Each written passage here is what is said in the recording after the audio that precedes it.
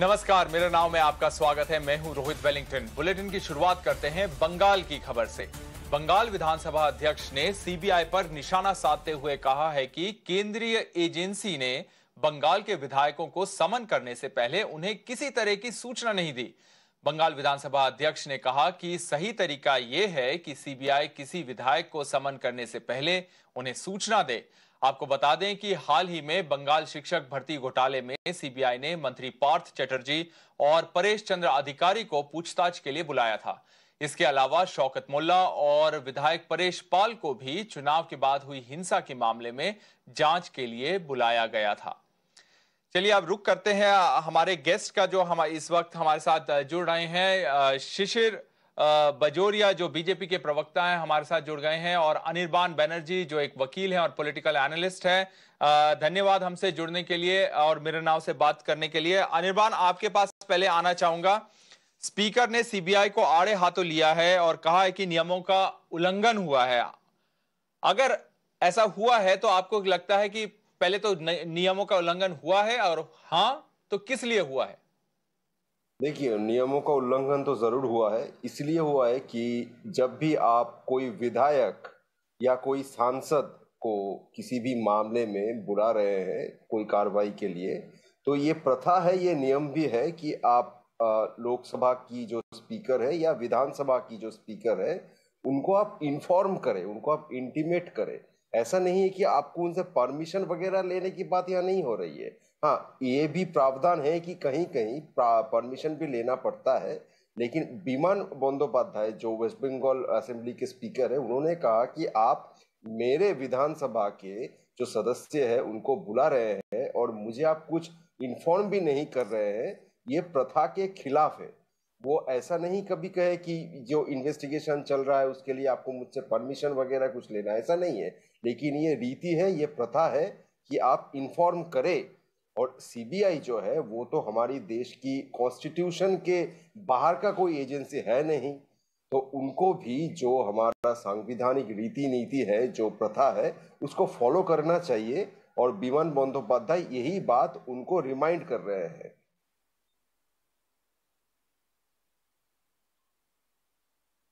अनिर्बान, आपको क्यों लगता है ऐसा हो रहा है कि नियमों का पालन नहीं किया जा रहा है सीबीआई और सेंट्रल एजेंसीज द्वारा? देखिए, ये तो हम देखते आ रहे हैं कि भारत जो एक फेडरल स्ट्रक्चर के बिना पर चलती है, ये जो बहुत राज्य सारे हैं, राज्य समूह जो है, और जो सरकार दिल्ली में बैठा हुआ है, यूनियन गवर्नमेंट जो है, इनमें एक तालमेल होना चाहिए। ऐसा नहीं है कि राज्य सरकार जो होता है वो छोटा है और दिल्ली में बैठा हुआ सरकार वो बड़ा है, ऐसा नहीं है। हर एक का अपना अपना काम होता है। संविधान में वो एकदम क्लियरली जो शेड्यूल है उसमें लिखा हुआ है कि यूनियन का क्या शेड्यूल है, स्टेट का क्या शेड्यूल है वगैरह। उसमें सीबीआई का ये रिस्पॉन्सिबिलिटी बनता है कि वो स्टेट गवर्नमेंट का जो हिस्सा है, लोकसभा विधानसभा, उनके जो स्पीकर है, उनको इन्फॉर्म करे। उनको इन्फॉर्म करना, ये फेडरल स्ट्रक्चर का बात अगर हम छोड़ भी देते हैं तो बेसिक कर्टेसी भी होता है ना। तो यहाँ पर आप संविधान का उल्लंघन कर रहे हैं, फेडरल स्ट्रक्चर का उल्लंघन कर रहे हैं और बेसिक कर्टेसी भी मेंटेन नहीं कर रहे हैं। क्यों? क्योंकि सीबीआई को बीजेपी एक टूल की तरह, एक अस्त्र की तरह व्यवहार कर रहा है, इस्तेमाल कर रहा है, इसीलिए वो इन्फॉर्म नहीं कर रहा है। ऐसा नहीं कि वो खुद चाहते हैं कि चलिए बीजेपी से ये सवाल करते हैं। अनिर्बान, शिशिर बजोरिया हमारे साथ हैं। जी, आपने अपना पॉइंट रख दिया है।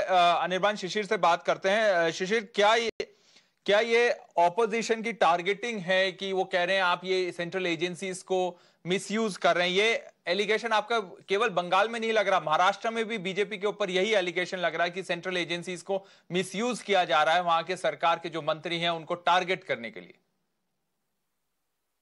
रोहित जी, सबसे पहले हमारे भाई जो यहाँ हैं वो एक कानून विशेषज्ञ हैं, वकील हैं, उनसे मैं केवल एक सवाल पूछ दूं कि ये जो आप बताए कि इसका ऐसा प्रावधान है, तो वो कौन सा धारा है बता दें। अभी ना भी बता पाए तो बाद में बता दें कौन सा धारा है। मैं आपको उसका मैं खुलासा कर देता हूं।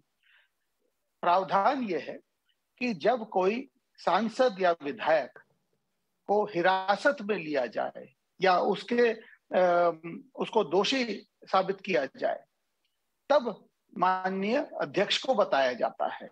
और उनको बट कोई नोटिस दे के किसी को बुलाना, किसी को पूछताछ के लिए बुलाना, ऐसा कोई प्रावधान नहीं है। और इसका मैं 2 उदाहरण पश्चिम बंगाल में बता दूं।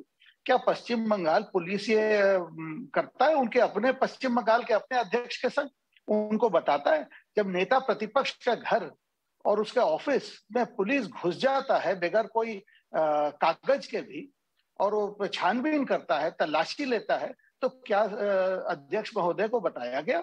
और ये बात जो अभी अध्यक्ष महोदय उठाए हैं, ये एक बात 13 सितंबर पिछले साल 2021 में सीबीआई और ईडी को अध्यक्ष महोदय बुला चुके थे और ये बात हो चुका था।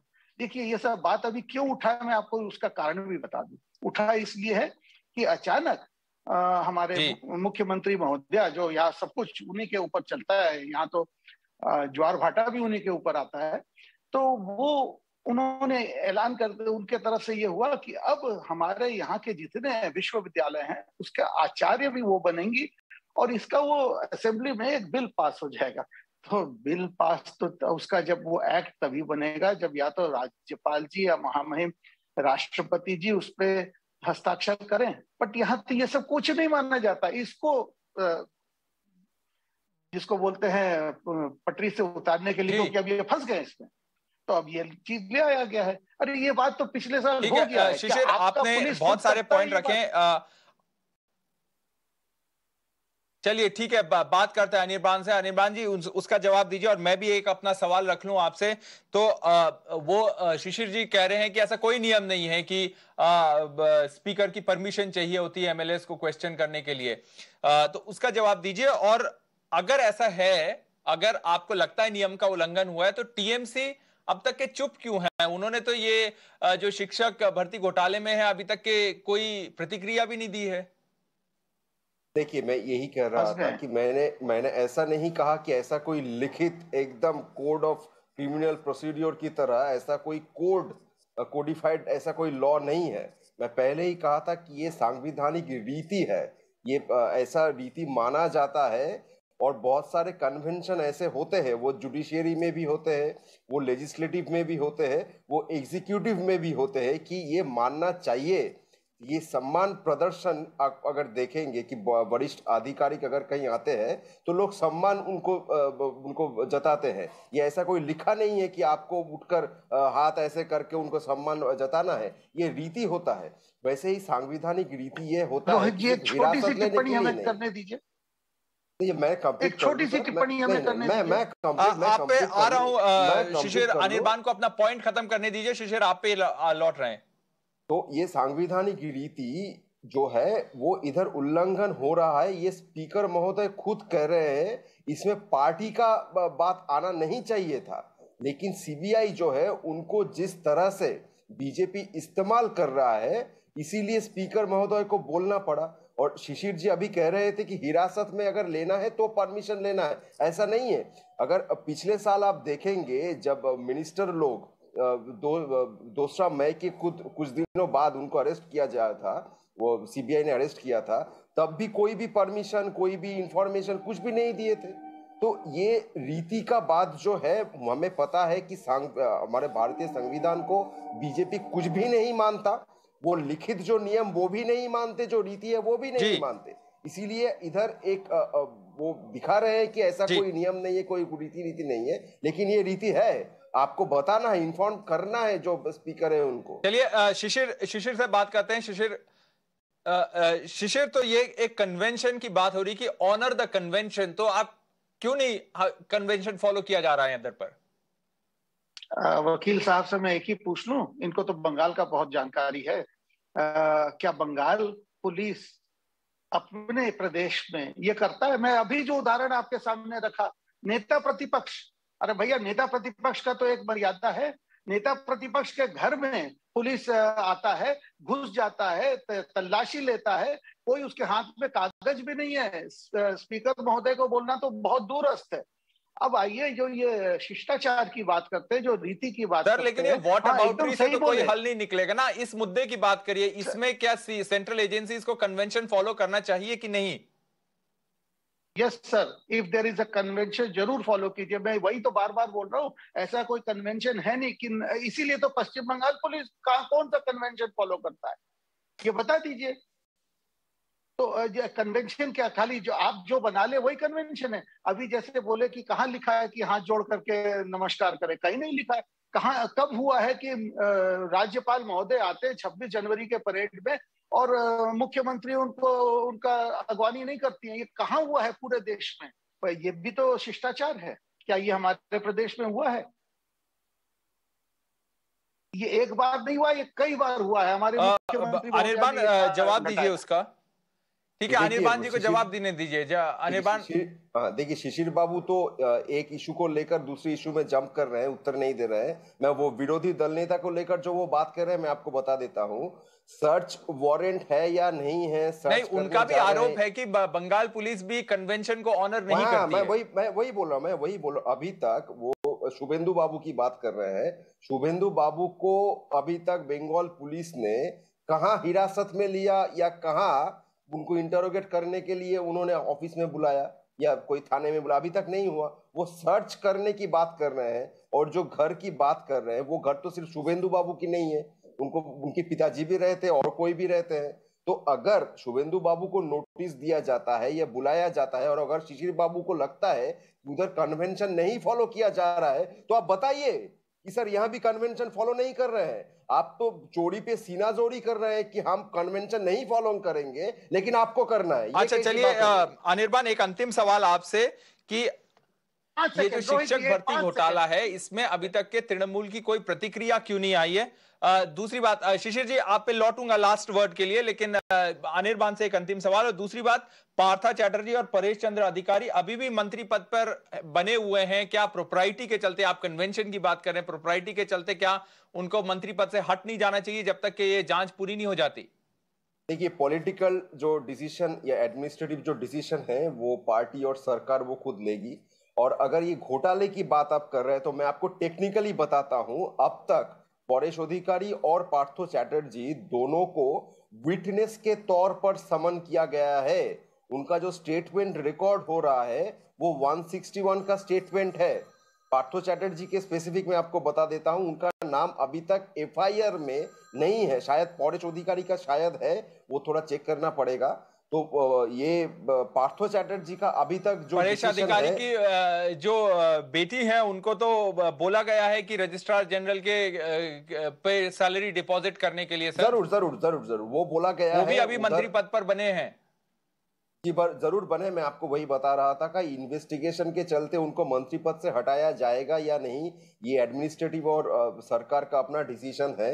मैं आपको ये बता रहा हूं कि करप्शन का जो चार्ज है उनको लेकर बीजेपी जैसे बता रहा है कि पार्थो बाबू उनका नाम एफआईआर में है, वो एक्यूज्ड है, वो चोर है। ऐसा अभी तक नहीं है। टेक्निकली मैं आपको बता रहा हूं कि वो विटनेस के तौर पर उनको समन किया गया है। उनका जो रिकॉर्ड स्टेटमेंट जो रिकॉर्ड हो रहा है वो 161 सीआरपीसी के तौर पर रिकॉर्ड हो रहा है, जो एक विटनेस का स्टेटमेंट होता है, एक्यूज्ड का नहीं। ये तो झूठ बोलना तो लाजमी नहीं है। मैं बीजेपी से आग्रह करूंगा कि वो विरोध जरूर करे लेकिन झूठ ना बोले। ठीक है बीजेपी से शिशिर, आपकी अंतिम प्रतिक्रिया, बहुत जल्दी, टाइम नहीं खत्म हो गया है। एक लाइन में बोल देता हूं, अनिर्बान जी पहले ये तो फैसला कर ले हमारे ऊपर आरोप क्या लगा रहे।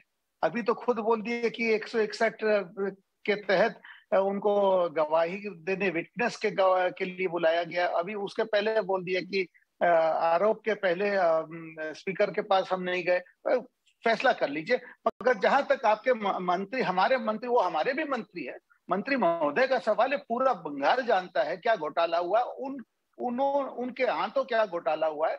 यदि शिष्टाचार की बात करें तो मंत्री महोदय को अभी त्याग पत्र दे देना चाहिए। हाँ, यदि ये हो जाए कि वो निर्दोष है तो वापस आ जाएंगे। ये बाकी चोरी और सीना चोरी तो महोदय आप कर रहे हो भैया मेरे। ठीक है ठीक है शिशिर बजोरिया, अनिर्बान बनर्जी, हमसे जुड़ने के लिए, अपनी प्रतिक्रिया देने के लिए और इस डिबेट में भाग लेने के लिए आपका शुक्रिया।